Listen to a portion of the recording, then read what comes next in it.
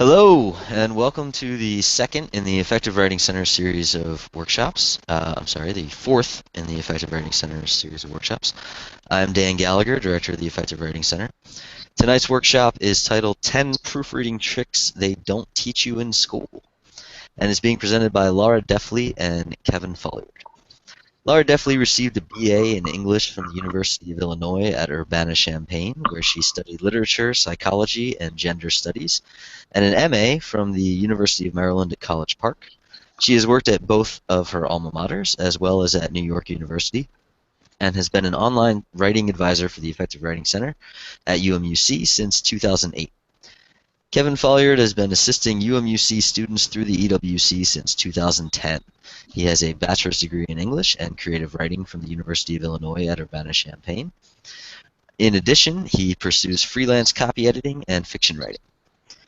The Q&A app has been added to this Hangout. If you currently see the showcase view, you should be able to select Q&A instead, either at the top of your screen or in the menu on the left. Please feel free to type questions during the workshop, and we will allow time for responses throughout. This workshop will be archived for future viewing in the Effective Writing Center's Google Plus community. And now, to begin tonight's workshop, I will turn it over to Laura Deffley. Thank you, Dan. Hello, everyone. And if you just give us a second, we will have the PowerPoint shared. You guys seeing the title slide? Oh, I am now. Thank you, Kevin. You're welcome. As I said, hello, everyone. I just wanted to emphasize that these 10 tricks should be done after you have created a rough draft of the assignment and you have verified that you have answered the instructor's questions. You cannot proofread something that does not exist, and you don't want to perfect something that may not be on target. Thus, I want to recommend 2 videos to you. If you have problems getting started with writing, I would recommend watching the video of our colleague's presentation on writer's block from September. In it, you will learn some tried and true techniques to create that rough draft. After you have the rough draft, please reread what you have written to make sure your draft includes everything the instructor wants. If you have issues with decoding your assignments, please watch the EWC workshop from October on that topic. And as you will see, there is a link to our Google Plus community to direct you to that. Now we are going to go to tip number 1, personalize your proofreading goals. Once you have your rough draft that answers the instructor's questions, you are ready to start proofreading. First, you want to make a list of your unique proofreading goals so you can focus on your weaknesses. The best way to figure out what your weaknesses are is to read the comments that the instructor gave you from past assignments. For instance, has your instructor ever written to you, "Good job, your ideas are really strong, but you need to work on comma usage," or "I think you were on the right track, but I saw a lot of subject-verb agreement issues," or "The ideas were there, but there were a lot of typos"? Your instructor's suggestions are what you want to pay attention to when creating your list. To open up a new Word document and save all those comments from your instructor. Then remove the grade and praise until only the items where you need to improve are listed. If certain suggestions are repeated, remove the repetition, but move those items to the top of the list. For instance, if I was told to work on commas more than anything else, I would put commas at the top of the list. Number the items to help you keep track of what you need to target. Thus, you will have the items listed in order of their priority. Which leads into our tip number 2, don't proof for every type of mistake at once. It's important to prioritize because you want to get the most important aspects fixed first. The reason being that you don't want to proof for more than one type of mistake at a time. Do one read-through for spelling, another read-through for missing or additional spaces, another for consistency of word usage, another for font size, etc. You get the point. Your brain can't solve all the problems at once. Thus, you need to say that you're going to work on X during the first read-through. You're most likely to spot X if you focus on it and only it. Because we recommend multiple read-throughs, the prioritized list becomes essential. You may be the best planner in the world, but life has a way of interfering with our best laid plans. You might get sick. A partner, child, or pet may get sick. Your boss might assign you a new project that takes up more of your time than you anticipated. Thus, it's important to do the most important read-throughs first. If you run out of time, you will have worked on what you need most to work on and improve on first. And now, over to you, Kevin. Thanks, Laura. Tip number 3 is equip yourself with MS Word's Toolbox. All of us use MS Word to draft every paper, but not all of us are taking full advantage of the excellent proofreading resources offered by this incredible program. There are so many helpful shortcuts that we won't have time to talk about all of them in depth, but we wanted to just give a brief rundown of what you're going to find across MS Word's menu tabs. Know that some of the options will change depending on which version of Word you're using a little bit, but almost all of you have more shortcuts and handy tools to use than you realize. Even if you're ultimately using a different medium like PowerPoint or drafting a response in a discussion area in Leo, you can still copy and paste text into MS Word to proofread it. Here are some great tips, some great tools to know about. Spelling and Grammar Checker. Click the Review tab and find the Spelling and Grammar Checker to begin. It sounds like common sense, but many writers still neglect to run a simple spelling and grammar check. Although it's not a foolproof way to catch every single error, it is your first line of defense against typos and common grammatical errors. Right-clicking. You will be shocked at how many convenient options you can start exploring just by right-clicking words or sections of highlighted text. You can look up definitions, find synonyms, explore formatting options, and more. Right-clicking is also the simplest way to ensure proper formatting for citations by going to Paragraph Options. Speaking of formatting, there are tons of great options for formatting images, graphics, bullet points, indentations, font, etc. Most of these options are right at the top of the Home tab in MS Word or in your right-click menu. There are far more convenient formatting shortcuts than the average student realizes, and there are usually multiple ways to access them.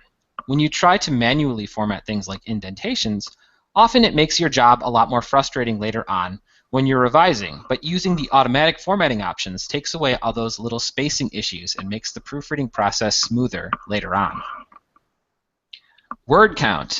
In the 21st century, there's no excuse for not hitting that word count requirement. It's at the bottom left-hand corner of your paper, but here's a fun fact you might not know. You can highlight any section of your paper to get the exact word count for that selection of text as a way of seeing which sections are running long or short and meeting more precise section requirements your instructor may have asserted. You can also highlight just the intro, body, and conclusion of your paper to see exactly how long your paper is running by not including supplemental materials, references, and title page. Find and replace. Go to the Home tab all the way to the right. Here is an incredible tool that most student writers are not aware of, or at least tend to forget about. The Find, Replace, and Search options allow you to very efficiently seek out recurring errors and fix them all. This is a great way to target those error patterns that you listed before you set out proofreading your paper. Did you misspell a source's last name? Are you using an inaccurate term? Or do you know that you always confuse words like there and there? Now there's a super fast, easy way to target every instance of a recurring problem in the document. You can review these instances one by one, or make a sweeping document-wide correction. Again, there are so many cool options for formatting, revising, and engaging your text in MS Word that we just don't have time to cover it all. But what you can do is take some time here and there with a dummy paper, experiment, and explore. And now back to you, Laura. Thank you, Kevin. Our tip number 4 is proofreading aloud. An excellent proofreading strategy is reading your paper aloud.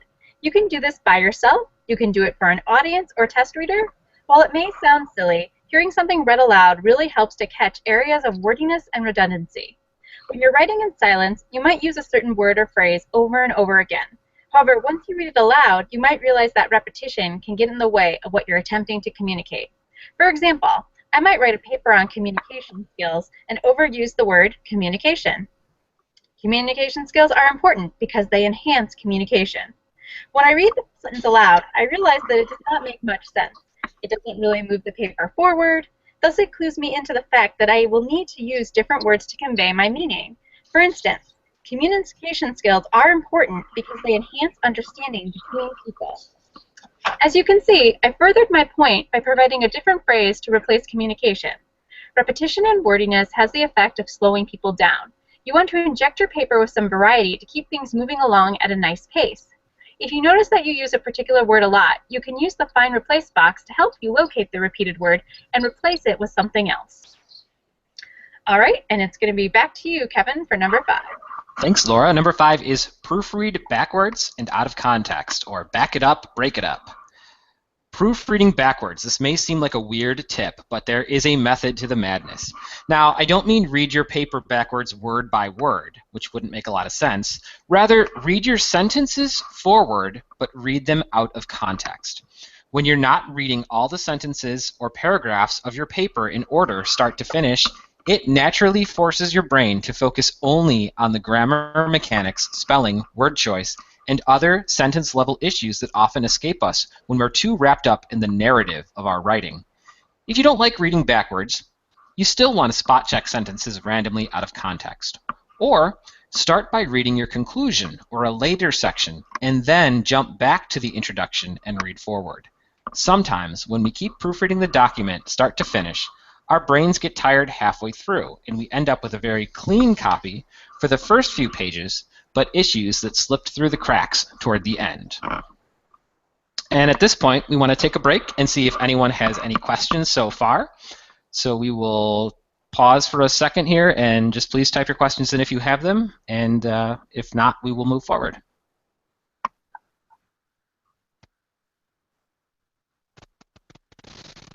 It looks like we do not have any questions at this point, so I will say, Laura and Kevin, please continue, and then we will leave some time again at the end for any questions that pop up. All right, thanks, Dan. Thank you, Dan. All right, number 6, break time. During the revision process, do you ever start to feel like you have hit a wall and worn your brain out? If you start to feel that way, it's time for a break. Get up and go to the kitchen to make yourself a snack. Take a walk around the block. Play with a pet. Take a bath or shower. If it's late at night, it might be time to call it a night and go to bed. The point is that you need to let yourself relax a little bit before continuing. You need to allow yourself time to mentally recharge so you can be the best that you can be. Pushing through is not in your best interest because it makes you more likely to miss things, not less. And now I'm going to turn it over to Kevin for number 7. Number 7, change your approach. Variety is the spice of life, and it's also the key to better proofreading. When you do the same thing the same way over and over again, you can't expect different results. That's why it's so important to change your approach throughout the proofreading process. We already mentioned proofreading backwards and out of context, but here are some good tricks to keep your eyes focused. Print a hard copy. Do you proofread better on paper or on a screen? Why not try both? Print out a copy and proofread with a pen in hand, the 20th century way. Change your view. If you don't have a printer, you can use MS Word or other view-altering features on a laptop, tablet, or desktop to zoom in, zoom out, and change your vantage point on the paper. Sometimes it helps me to take a screen width view. It forces your eyes to focus on less info at a time and increases your chances of finding errors. Sometimes a view from further back is a way to see a long paragraph that needs to be broken in two, or other broader formatting issues. Explore the options under MS Word's View tab and start looking at your paper in new ways. You can even take a blank piece of paper and hold it up to your computer screen to force yourself to look at one line of text at a time. The less your eyes see, the more they focus on what's there. Point word by word. Patience is a virtue that you'll need for this tactic, but it works. Use your cursor or your finger to point out each individual word to yourself as you are proofreading. When you see individual words one at a time, you are much more likely to notice grammatical problems and spelling errors. Tip number 8, old school tricks. No matter how good a writer you are, no matter how many papers you write, there comes a time when we all need to go back to grammar school. English is a complicated language, and we all make mistakes, forget rules, and need to brush up. Dust off some of your old tricks from back in the day, or maybe learn some rudimentary new tricks that will help you understand the kinds of errors you've been making. If a sentence doesn't sound right, chances are there's some basic sentence structure issue that you'll find just by breaking down and diagramming your sentence. Find the subject, verb, object, and prepositional phrases of your sentence and examine their relationships. Note the different parts of speech and how they're working. Every word in a sentence should serve an important job or function, and often by dissecting and examining the function of each word or phrase, you'll find those words that aren't doing their job correctly, or perhaps don't need to be there at all. For example, if your sentence doesn't have a subject or doesn't have a verb, it's a fragment and needs to be reworked into a complete idea. For example, this fragment here. Additionally, ensuring the safety and security of our clientele and providing staff members with the tools they need to facilitate the customer experience. And this is a fragment because it is launched by an ing word that is essentially functioning as a noun, so it's really just a standalone description that isn't connected by a verb to a complete idea. So if we want to make this a complete sentence, we would revise something like this. Additionally, management must ensure the safety and security of our clientele and provide staff members with the tools they need to facilitate the customer experience. Sometimes you need to boil a sentence down to its core components to see exactly how it's working. The subject is management. The verbs are ensure and provide. Management must ensure safety and security and provide tools. Brush up on basic sentence structure and punctuation rules. No matter how much you think you know, engaging your paper on that grammatical sentence level is important. The type of sentence you have, simple, compound, complex, or compound complex, informs how to punctuate and structure your ideas. Of course, we all have different backgrounds in English education, so it's okay if you don't know, understand, or remember some of the rules of sentence agreement or parts of speech. If you aren't sure what a comma splice is or don't know when or why to use certain punctuation, just ask. That's what the EWC is here for. Tip number 9 is my favorite, hunting for typos. As you near the end of your proofreading process, you'll want to focus more on polishing up your document and catching all those pesky, lingering errors that your tired eyes missed. We already talked about some of the tools that are going to help you on your hunt for typos, such as spelling and grammar checkers and the find replace options, but what about those pesky little errors that computers aren't smart enough to catch? Did you accidentally write form instead of from?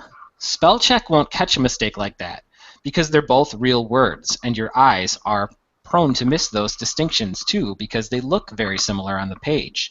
You are the ultimate authority on the context of the sentence and what you meant to say. As terrific as our 21st century technology is, it is still no replacement for the human brain. You're the boss, and you ultimately get the final say in your paper. Oops, I'm sorry. Keep a list of frequently misspelled or misunderstood words and phrases handy as you proofread and watch out for them. The EWC has a great list of frequently misspelled or missed words to check out. As you can see, angels are very different from angles. It can be a little embarrassing when you accidentally write your business management paper about mangers instead of managers, or when you write your environmental science paper about lighting instead of lightning. If you're writing a psych paper about addiction, you don't want to suddenly find yourself talking about addition, or vice versa in your accounting paper. However, if you take your time in those final passes and pay close attention, you'll catch those under-the-radar typos. In addition to typos and spelling errors, remember to double-check everything. Are you using and spelling all your technical terms correctly?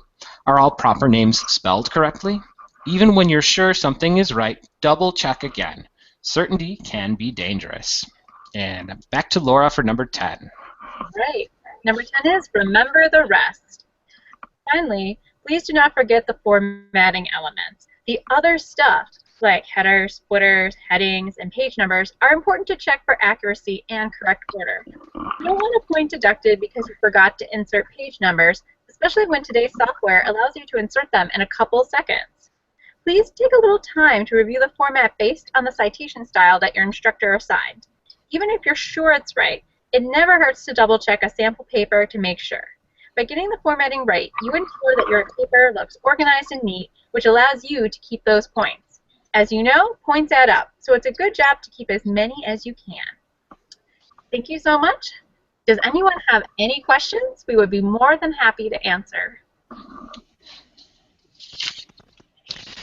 Thank you very much, Kevin and Laura. That was extremely informative. We do not have any questions at the moment, but I think we'll maybe just wait a minute or two and see if anybody is formulating a question right now. All right, that sounds great, Dan. Sounds good.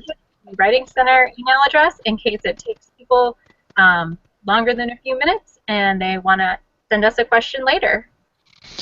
And I will point out as well that the archive of this video will be available on the EWC's Google Plus page, and you can feel free to ask a question by commenting on the video itself.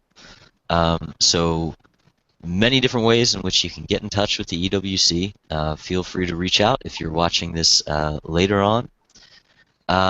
We have one question that came up here. What is your opinion of some of the commercial proofreading tools like Grammarly? That is a good question. I think that it can kind of come down to personal taste. I personally don't use the commercial tools. I feel like MS Word is good enough. And MS Word plus your brain should be able to catch everything. I know people say that Grammarly catches things that MS Word doesn't catch, but it's still a program. It's still not going to be foolproof. So I think ultimately, I think the best thing for students and all writers to do is to take ownership of proofreading themselves and start engaging their paper on the level of the sentences and the word choice and spelling, you know, and use your programs as tools, not as, you know, a replacement for catching errors. But I certainly would encourage anybody to try different programs out there and see, you know, what they come up with, and see what they like better, because, you know, it could be personal preference too. I don't know. What are your thoughts, Laura? Well, Kevin, I think you did a great job pointing out that taking ownership is so important. And I know that many people do feel very overwhelmed because perhaps maybe, like when we said in our clip about going back to school, to grammar school, sometimes people don't remember rules or they're confused. And I just want to say or add to what you said that you are always welcome to schedule a live advising appointment or email the Writing Center to ask a grammar question. If you are really confused about something, I or the other live advisors would be happy to maybe go through and talk about some of those grammar questions or things that just confuse you. If your instructors consistently say, give you a comment about, like I said, commas or subject-verb agreement or articles, and you just want to talk it out with someone, we would be happy to do that too. So then you can learn and be the person in charge, as Kevin said, of taking ownership. That's, yeah, a great point, Laura. I mean, I think it's really helps to have a second set of eyes, and certainly if that second set of eyes is a writing tutor or a teacher or, you know, just a friend who you trust who's a good writer, that's almost better than turning to a program, because if you're having a dialogue with that person, then they can explain to you the rule that maybe you aren't understanding that is causing errors. Whereas, you know, a program like Grammarly might be able to define the problem for you, but you still have to go out and learn about it in order to stop making that error and in order to correct it. So, you know, spelling checkers and grammar checker programs are great. They're really awesome, but they are not a replacement for proofreading. They are just a tool. Excellent. Lee put. Yeah, I think both of your responses there were right on.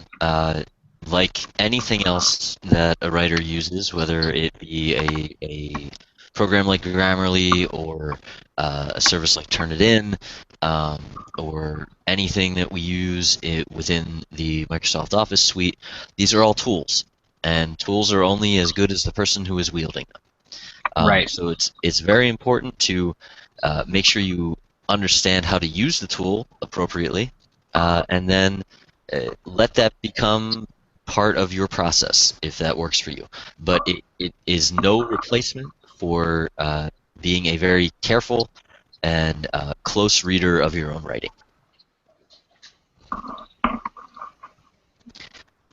It looks like we do not have any other questions waiting at this point, so I will kind of wrap things up at this point. Thank you again to Kevin and Laura for that excellent presentation on some skills that I think all of our learners will benefit from. And to reiterate, if you are watching this in the archived version, feel free to ask us questions by posting right below the video or by sending an email to writingcenter@umUC.edu. Thanks, Dan. Thank you so much. Thank you, and have a great night. We will be back in business in later January, and we look forward to anyone who is willing to join us for our next Google Hangout. Thank you very much.